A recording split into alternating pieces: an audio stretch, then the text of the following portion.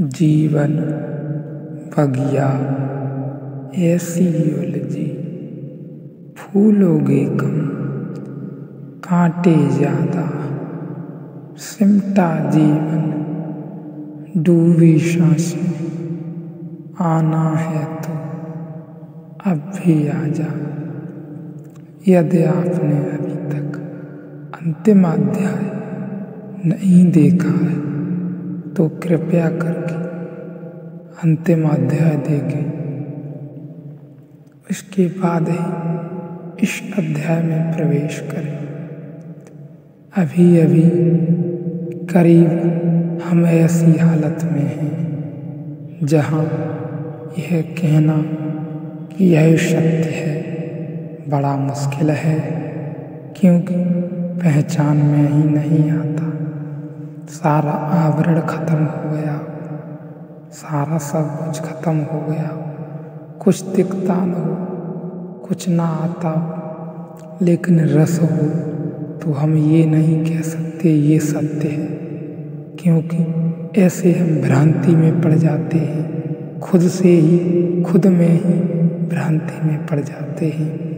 इसलिए इस चीज़ को गहराई से समझ लेना जरूरी है कि यह सत्य नहीं है, यह हमारे द्वारा हमारे ही भीतर बनाई गई कल्पनाएं हैं। जब किसी दूसरे को भी प्यार करते हैं तो अपने ही धारणा को, अपने ही सौंदर्य की कल्पनाओं को, अपने ही भावनाओं को, अपने ही आदर्शों हम अपने से ही घेर लेते हैं। सब नार्सिसस है, लेकिन इस गिराव में इतनी वास्तविकता मालूम होती है कि लगता है यह सब है, यही सत्य है। और अगर एक तरफ से जाला टूट जाए तो मकड़ी तत्काल दूसरी खुटी खोज कर जाला बनना शुरू कर देती है। हम भी यही करते हैं। अगर एक व्यक्ति से हमारा मोह भंग हो जाए तो हम दूसरे व्यक्ति पर खूंटी बनाकर अपना जाला बुनना शुरू कर देते हैं। एक स्वप्न टूट जाए, हम तत्काल दूसरा स्वप्न, परिपूरक स्वप्न देखना शुरू कर देते हैं। लेकिन कभी इस होश से नहीं भर पाते कि जो हम कर रहे हैं उससे सत्य का कोई संबंध नहीं। यहाँ यह चीज़ समझ लेनी बहुत जरूरी है।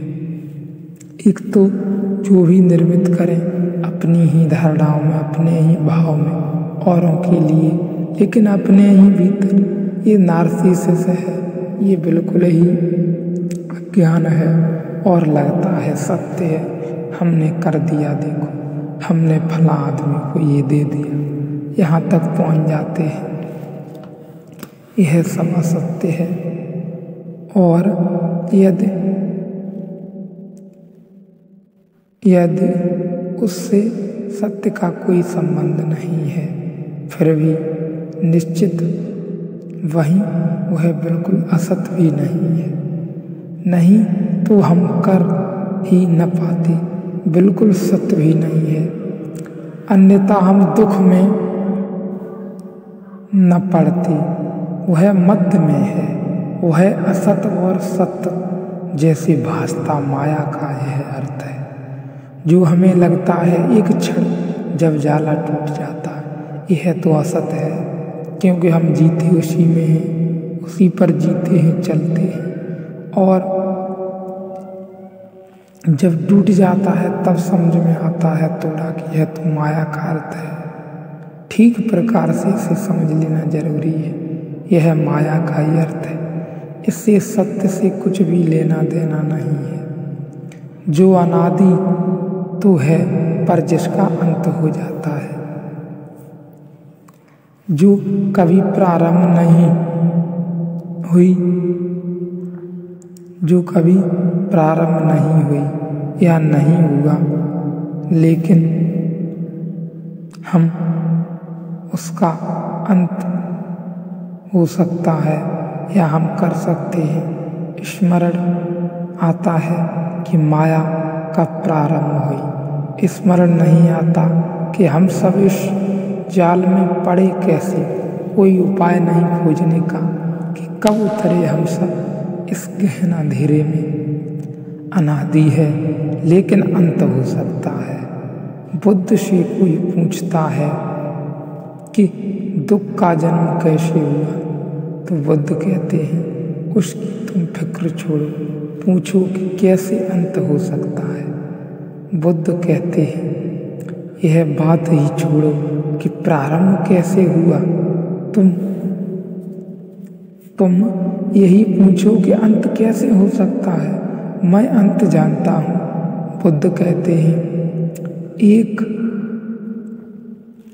गिर पड़ा है तीर की चोट खाकर, तीर छिदा है उसकी छाती में, मैं निकालने जाता हूँ।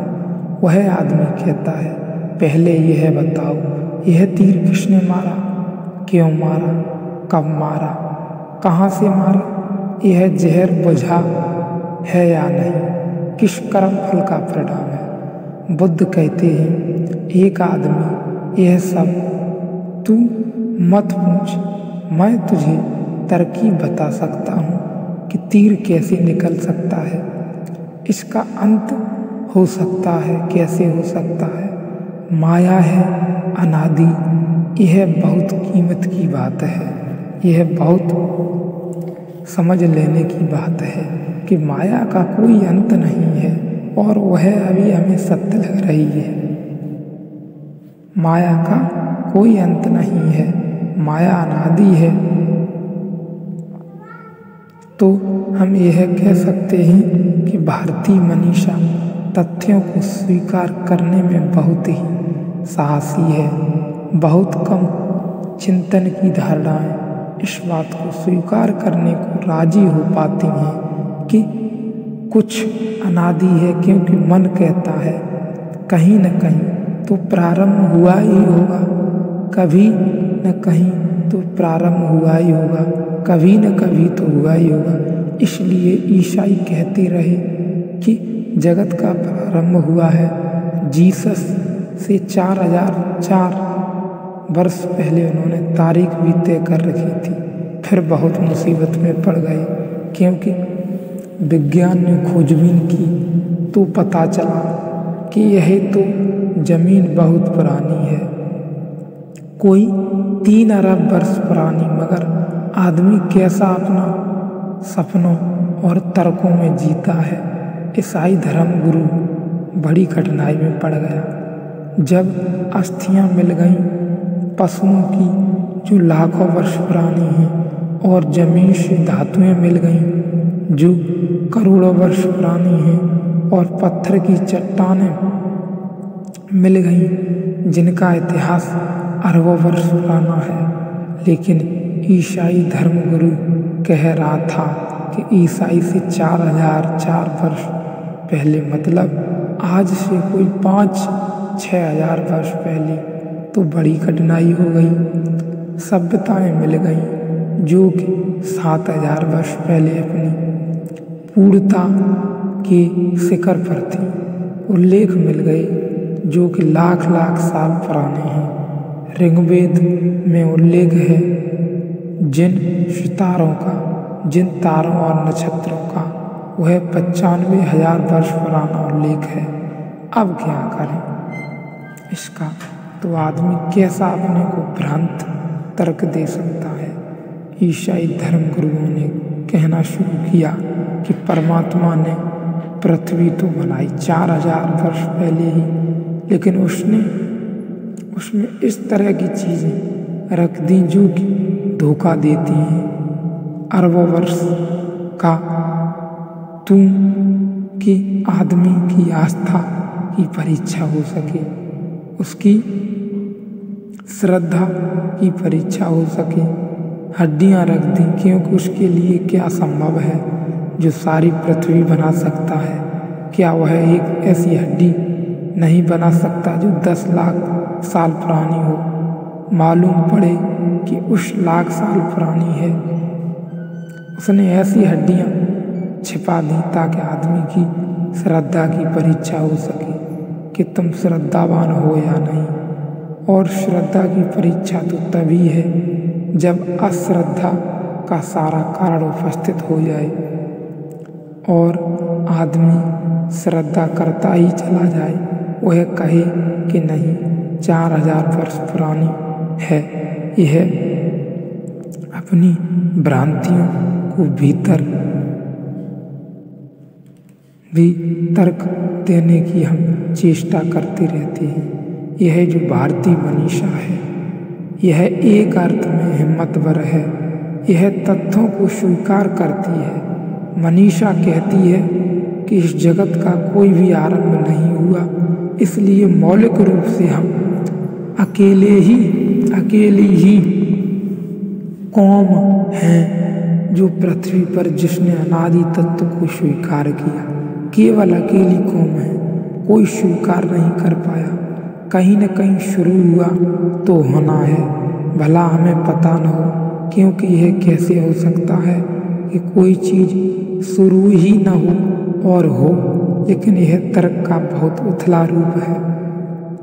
सच तो यह है कि कोई भी चीज़ अगर शुरू हो तो उसके शुरू होने के लिए भी किसी चीज़ की पहले मौजूदगी जरूरी है, अन्यथा शुरू भी कैसे होगी। प्रारंभ के लिए भी तो कुछ मौजूद चाहिए जिससे प्रारंभ हो सकती है। तो हमारी भारतीय मनीषा ने यह स्वीकार किया कि इससे पहले भी कोई चीज़ रही होगी, कोई ऊर्जा रही होगी जिससे अनादि नामक प्रारंभ हुआ, और हम सब इसे अनादि ही कहते हैं क्योंकि हमने तो ना ही अंत देखा ना ही प्रारंभ, लेकिन हुआ जरूर होगा प्रारंभ। बिना किसी के भला प्रारंभ कैसे हो सकता है।